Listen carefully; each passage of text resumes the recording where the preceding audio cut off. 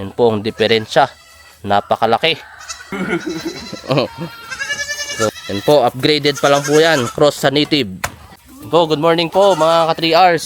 So ngayon po, ipapakita namin sa inyo ang diferensya ng isang upgraded na Anglo-Nubian, upgraded na Barako.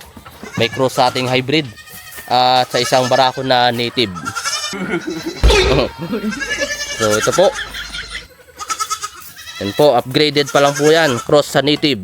Yan po ang mga Barako na yan. Bali ito pong isa, malaki na to, ay more than 2 years old. Yan po. At itong isa 10 months old. Yan po. Medyo humugot ang paglaki po nitong isa nating Barako. Natin niya yung wire. Ay, lasting. So titingnan nyo po ang isang native size difference. So yan po. Yan. Papakita natin ang diferensya ng ng isang cross, ng isang hybrid na bali na cross pa lang to sa native at sa pure native na kambing. Yan. Yan po, tingnan nyo po ang diferensya. Hindi nahuli. Hindi niya nahuli mga ka-TRs. Yan. Ito po, halos fully matured na. Fully matured na po tong native na to. Yan. Yan, kita nyo po yan. Yan, halos fully matured na native goat and fully matured na mga ating bali to bata pa nga po itong ating mga upgraded na Barako. Yan po. Yan po ang diferensya. Napakalaki. Yan po, halos magkaedad lang po yung dalawa na yan. Yung isa is pa lang yan, upgraded lang po yan sa pure native. Ayan, sinampahan ng isang natin.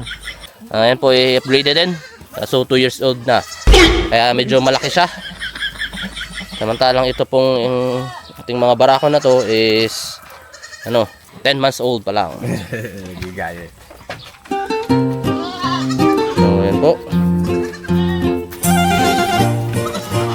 Hinabol.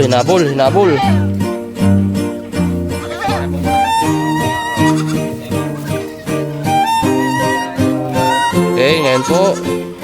Alright. So, diferensya. Napakalaki. Po, upgraded pa lang po yan. Cross sa native. So, good morning po mga ka-TRs. So, malaki na to. Ay, diferensya. Yan. Ito po, halos fully matured na po itong native na to. Yan. Upgraded na Barako. Yan po. Po, halos magkaedad lang po yung dalawa na yan. Ayan, sinampahan ng isang natin